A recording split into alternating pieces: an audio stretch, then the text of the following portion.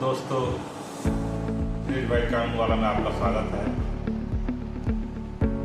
इस चैनल का उद्देश्य आपको कानून की जानकारी साधारण भाषा में देना है, जिससे कि आप आसानी से चीज़ों को समझ सकें।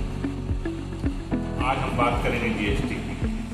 जैसा कि आप नाम से समझ रहे हैं, जीएसटी का मतलब goods and service tax. Goods यानी जो वस्तु जो सामान हम खरीदते हैं वो, और सर्विस यानी सेवा। ये इनडायरेक्ट टैक्स है, यानी अप्रत्यक्ष कर। इसमें आप सीधे सरकार को पैसा नहीं देते हैं, आप डीलर को पैसा देते हैं जिससे माल खरीदते हैं, और उसके जरिए सरकार तक जाता है। जैसे मान लीजिए आप एक मोबाइल खरीदने गए, तो जब आप मोबाइल खरीदते हैं तो उस पर आप जीएसटी भी देते हैं। तो मोबाइल गुड्स हो गया जीएसटी की परिभाषा में। और सर्विस,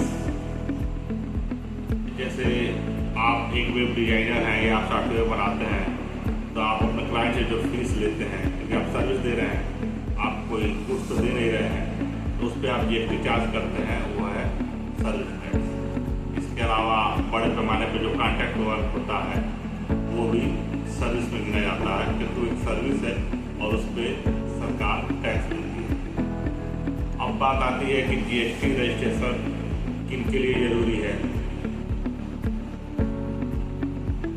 जीएसटी रजिस्ट्रेशन के लिए मिनिमम लिमिट 40 लाख है, लेकिन व्यवहारिक रूप से जब आप कोई बिजनेस करने जाते हैं, तो अगर आप कहीं माल खरीदने जाते हैं किसी बड़ी कंपनी में, तो वो आपसे जीएसटी नंबर मांगते हैं।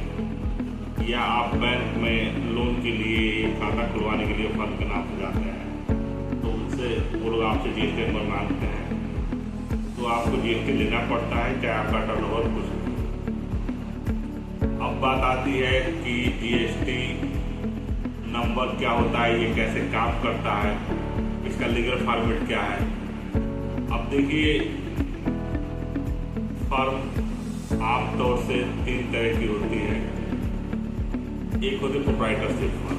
इसको ऐसे समझिए, जैसे मान लीजिए आप एक मोबाइल की दुकान चलाना चाह रहे हैं, आपका नाम आकाश कुमार है, आपने आकाश शेयर के नाम से एक फर्म बनाई और आप ही फर्म के मालिक, कोई और मालिक नहीं है उसमें। तो वहाँ पे आपका पैन नंबर यूज होगा रजिस्ट्रेशन रजिस्ट्रेशन में, और केवल आप ही मालिक होंगे, यानी उस फर्म का जो लीगल ओनर होंगे वो आप होंगे। तो फर्म का जो जीएसटी नंबर आपको मिलता है, उसमें शुरुआत में स्टेट का कोड होता है। जैसे मान लीजिए आपने यूपी में रजिस्ट्रेशन ले रखा है, तो यूपी के जितने जीएसटी नंबर होंगे उनका शुरुआती कोड होगा 09।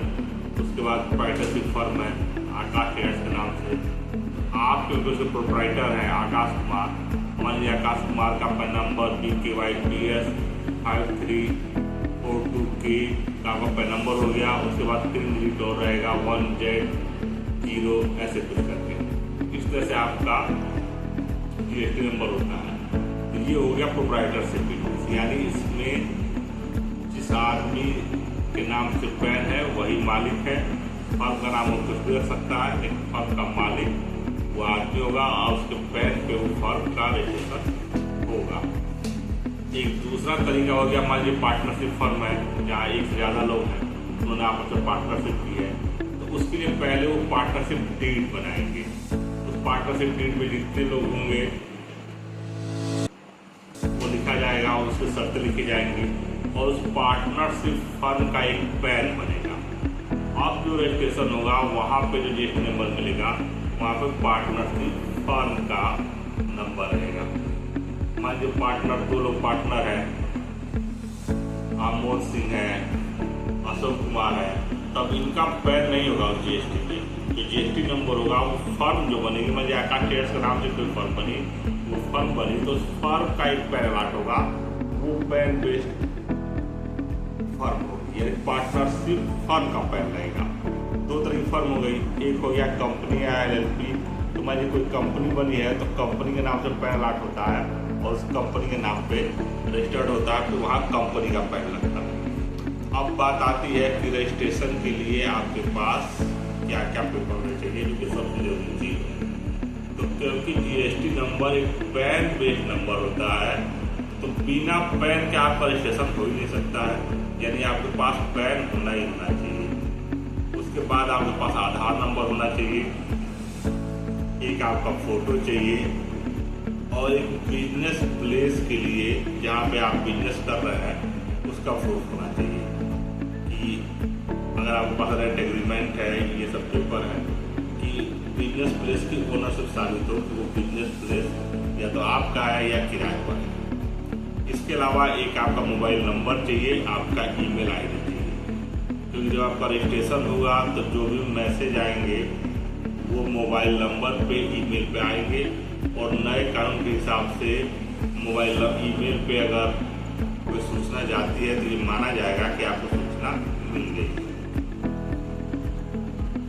जैसा कि आजकल डिजिटली हो रहा है, तो ईमेल आपका पता है और वो लीगल एड्रेस है ईमेल, तो वहाँ पे जब आपका ईमेल दे रहे हैं आप, उस ईमेल पे कोई भी सूचना आपको विभाग द्वारा जाएगी, वो आप पे माना जाएगा कि तामील हो गया है, आपको सूचना मिल चुकी है।